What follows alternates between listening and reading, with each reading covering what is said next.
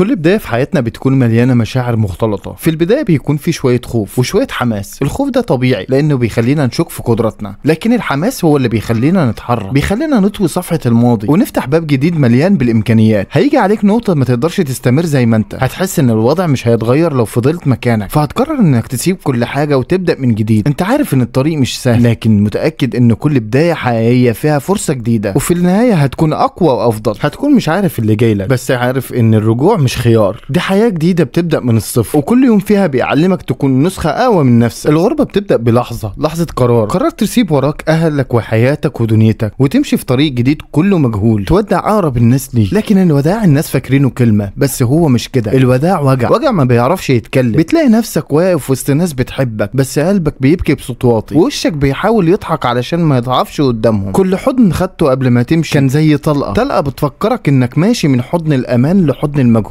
والعيون اللي كانت بتدمع كانت بتكتب في قلبك حكاية مش قادر تنساها. الوداع مش لحظة والسلام، الوداع لحظة بتقسم فيها روحك نصين، نص رايح ونص لسه متعلق هناك. كل لحظة فيها هتحس كأن الوقت واقف، كل شيء حواليك بيختفي. الوداع مش بس بينك وبين الناس، ده بينك وبين ذكرياتك، وبينك وبين كل لحظة عشتها هناك وانت واقف قدامهم مش قادر تقول كلمة، لكن قلبك بيقول كل حاجة، ودموعك بتكتب مشهد الوداع. كل خطوة هتحس فيها كأن قلبك بيتقطع. الوداع كان صعب، لكن الوحدة بعده كانت أصعب. كل شيء حواليك بيكون غريب، الليالي هناك بتمر تقيلة قوي، والوحدة كانت بتزيد أكتر. الوقت بيكون واقف، وكل شيء حواليك كان بيلف من غير ما تعرف، وكأن الدنيا كلها بتدور في دوامة وانت لوحدك فيها. أكيد هتحس إن الحيطان هي اللي بترد عليك، كأنهم بيحاولوا يواسوا، لكن الصوت ده مش كافي. الوحدة في الغربة مش مجرد إنك بعيد عن الناس، الوحدة في المكان ده لها طعم تاني، طعم مر. بتتكلم مع نفسك، ولما تسمع صوتك بيرجع لك من الحيطان بتحس إنك مش لوحدك، لكن مش قادر توصل لحد في اللحظة دي. الحيطان وحدها هي اللي بتسمعك، لكن مش قادرة تديك أمل أو أي رد. وبين لحظة الوداع والوحدة الدنيا كانت بتسحبك بعيد عن كل شيء، وانت كنت بتحاول تتمسك بأي شيء بيساعدك تواجه الغربة. كان في لحظات بتحس فيها إنك ضايع، كنت بتلم نفسك من الألم على قد ما تقدر، لكن رغم كل ده كنت عارف إن الطريق اللي لازم تمشي فيه لازم تكمله للآخر. في الغربة الصراع مش بس مع نفسك، لكن مع كل حاجة جديدة حواليك. الناس بيقولوا إن الغربة بتبدأ من أول لحظة، لكن الحقيقة إنها مش مجرد لحظة واحدة، دي معركة يومية. اللي بيحصل مع الشخص في البداية بيكون إنه مش قادر يتعود على أي حاجة، الأكل مش زي ما أنت متعود، والطعم البسيط اللي كان بتحبه، حتى الأجواء حواليك ما فيهاش أي شيء مألوف. كل يوم بتشوف حاجات جديدة وأماكن جديدة وكلام مش فاهمه. كل لفتة في الشارع بلغة غريبة بتبقى زي حاجز بينك وبين الناس، وكأنها بتقولك أنت مش من هنا. ومع الزحمة والناس اللي بيمشوا حواليك وكأنهم مش شايفين وجودك، بتحس إنك ضايع، وكأن الدنيا كلها ما فيش مكان لك فيها. لكن رغم كل ده ما بتستسلمش، بتحاول كل يوم، بتحاول تتأقلم، بتحاول تتعلم اللغة، بتحاول تندمج في المجتمع الجديد. حتى لو كانت بداية صعبة، أكيد عارف إن التغيير مش هيجي إلا لو استمريت في القتال. لكن في الغربة كل حاجة بسيطة كانت بترجعك لذكريات. كل شيء كنت بتعمله كان رابط بينك وبين وطنك، وكنت بتحس إنه مهما كنت بعيد في حاجة بتربطك بكل لحظة. الذكريات اللي كانت بتطاردك مهما كانت المسافة بعيدة، وكل لحظة بتعدي بترجعك لأيام كانت مليانة تفاصيل بسيطة، كانت بتخلي المكان ده جنة. كل ما مر الزمن كل ما زادت ذكرياتك وضوح في ذهنك. في الغربة حتى أصغر كل شيء حواليك كانت بتخلي نفسك تفتكر المكان اللي انت فيه، وبتزيد شوقك. فكرة انك ترمي كل حاجة وراك وتحاول تبدأ حياة جديدة في مكان غريب دي حاجة مش سهلة، لكن في النهاية بتكون الذكريات جزء منك. لما تكون بعيد بتتمنى لو كان بإمكانك انك ترجع مرة تانية. لحظات السكون والسعادة الحقيقية كانت في أبسط حاجة حواليك، ومهما كان المكان بعيد هتفضل ذكريات وطنك متجددة جوه قلبك، وهتحاول كل يوم انك تعيشها مرة تانية. بعد ما مريت في غربتك بتجربة الوحدة والذكريات هتحاول تتكيف مع كل حاجة جديدة حواليك، سواء لغة أو ناس أو حتى عادات. في الغربة اللغة مش مجرد كلمات، هي جسر بينك وبين الناس. أحيانا الجسر ده بيكون مليان فراغات ومشاكل. هتحاول تتعلم كل حاجة جديدة حتى لو مش كنت قادر تتواصل زي ما انت كنت عايز. كل كلمة كانت بمثابة تحدي، كل حوار كان بيحتاج مجهود أكبر، كل لحظة ضحك مع الناس. كان في لحظات بتضحك عشان الناس اللي حواليك يضحكوا، لكن كان قلبك بيكون بعيد عنهم، مش قادر تتبعهم زي ما انت حابب. لكن بالرغم من كل ده كنت كل يوم بتحاول تتكيف وبتتعلم حاجات جديدة عن نفسك وعلى الناس اللي حواليك. كنت بتبني نفسك من أول وجديد، وتدريجيا لقيت ان الغربة بس مش مجرد تعليم لغة جديدة، لكن كمان تعليم نفسك حياة جديدة. اوقات في الغربة بتحس انك ضايع وسط كل حاجة، كأنك ماشي في ضرب مفيش له نهاية. كل خطوة بتاخدها بتحس انها تقيلة، وكل حاجة حواليك بتحس انها اكبر من قدرتك على التحمل. في ايام بتحس انك مش قادر تكمل وكأن العالم كله ضدك، لكن في اللحظات دي لما كنت بتشوف الدنيا كلها مظلمة قدامك كنت بتلملم نفسك وبتجمع شتات روحك وبتقوم تاني، مش علشان كل شيء هيتغير فجأة، لكن علشان انك مش هتخلي التعب يكسرك، وكل يوم هو فرصة جديدة علشان تبدأ من تاني. في الغربة هتتأكد ان كل خطوة كنت بتاخدها كانت مش مجرد تقدم، كل خطوة هي خطوة نصر. كل حاجة بسيطة زي لما تتعلم كلمة جديدة او انك تحس انك قادر تبتسم مع ناس جدد كانت بالنسبة ليك معركة فزت فيها. النجاح مش دايما بيكون حاجة كبيرة، احيانا بيكون في التفاصيل الصغيرة اللي بنعتبرها بسيطة. النجاحات دي كانت بالنسبة لك معارك ما كسبتهاش بالسهل، لكن كانت بتديك احساس عميق بالانجاز، انك مش لوحدك في الطريق، وان كل يوم هو فرصة لبداية جديدة. الغربة مش عبث، دي جزء من رحلتك الشخصية، وحاول تلاقي معنى عميق في كل تجربة سواء كانت صعبة او حلوة، علشان ده هيديك القوة علشان تكمل رغم الصعوبات. حتى لو كنت بعيد عن عيلتك ووطنك تقدر تلاقي القوة والشجاعة جواك علشان تقدر تواجه التحديات. جرب تبدأ بتطوير عادة التأمل او التفكير العميق. اللحظات دي هتساعدك تاخد نفس وتفكرك انك قوي كفاية علشان تقدر تتجاوز اي ظرف،